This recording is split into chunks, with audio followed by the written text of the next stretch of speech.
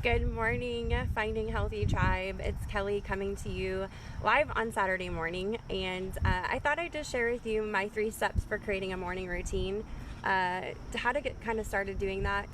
A morning routine is something that is somewhat newer to me, and it's something that has really increased my happiness. And I actually look forward to getting up in the mornings. So, the first thing when you're trying to create a morning routine is kind of connecting to that why. Why do you want a morning routine?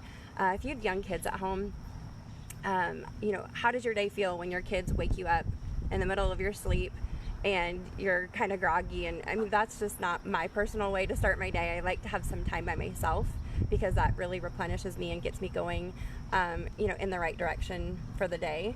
So if you're wanting to create a morning routine, first of all, you need to figure out, what do you want it to look like?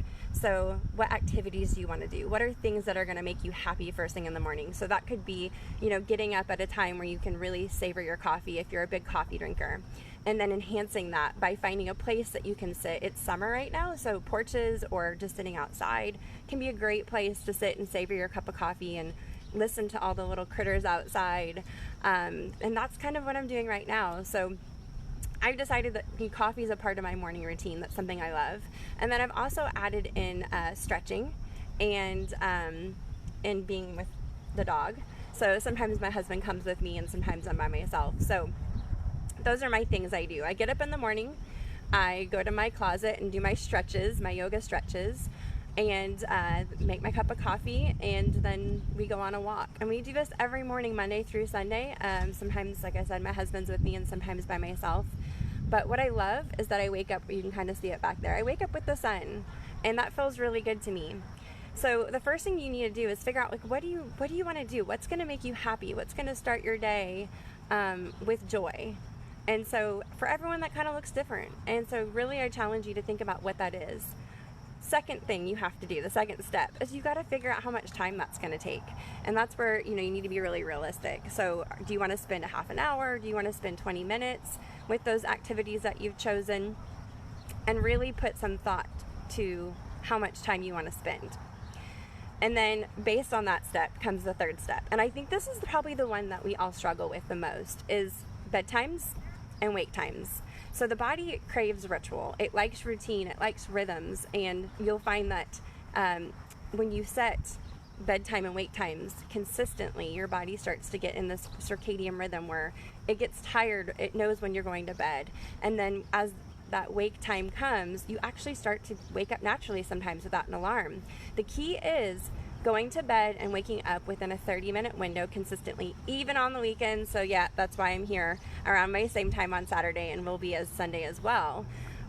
So kind of working backwards. If you're working, if you're home, what time do your kids get up? So if you're wanting to spend 20 to 30 minutes with me time, with self-care time in the morning, what time do you need to get up to have that happen?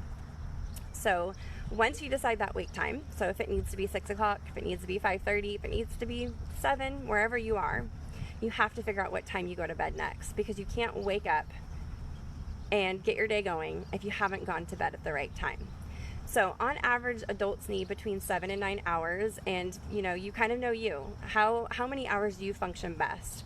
I'm probably more of a 7.5 hour person. So if I need to wake up at 5:30, I work backwards and I usually am in bed by 10 o'clock, maybe a little bit earlier every single night. And that, to be honest, sometimes can be a big struggle because my kids are older and they're not going to bed till later. And so what I find is I don't get me time at night. And I've decided that that's okay, because honestly, me time at night was usually TV watching, which really didn't bring me a lot of joy. And while I got in the habit of doing it, and it was fine, and my husband and I would watch shows that we enjoyed, it really wasn't the things that I valued, and it really didn't bring me a lot of joy. So I've kind of shifted my whole thoughts about spending time late up at night. I used to stay up till midnight. I'd work on projects super late. But what I found is if I flip it, go to bed earlier and get up earlier, my energy, I'm the best energy and feeling in the morning. And so for me, it's worth it to go to bed at 10 and to actually wake up earlier. And that's just something you're gonna have to play around with, and that really connects down to your why. Like, what do you really want for yourself? The TV watching at night or what you're doing at night, is that really getting you where you want to be with your health? And then set some boundaries around it. So what time, are you going to put it down and go to bed?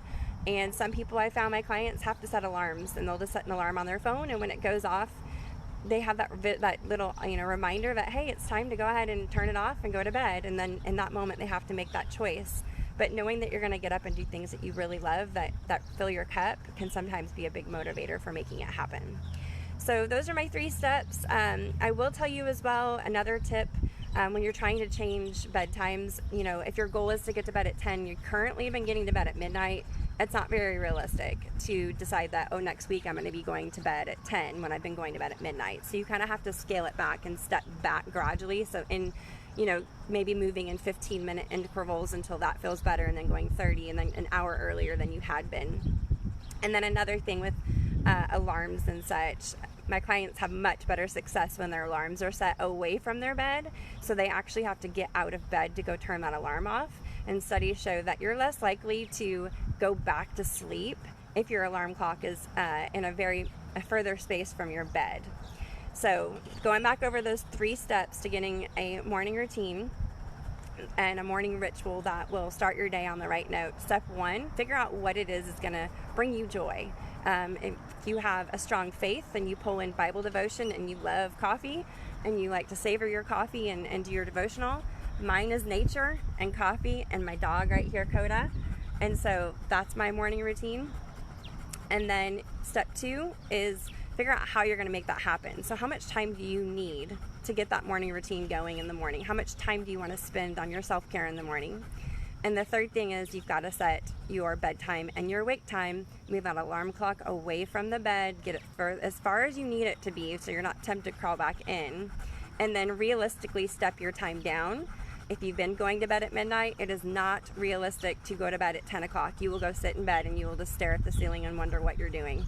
So be sure that you set realistic goals with yourself as well. So I hope you enjoyed this little short video on how to create a morning ritual, and really, really think about putting that self-care in the morning, and just kind of see how that starts your day off on the right note.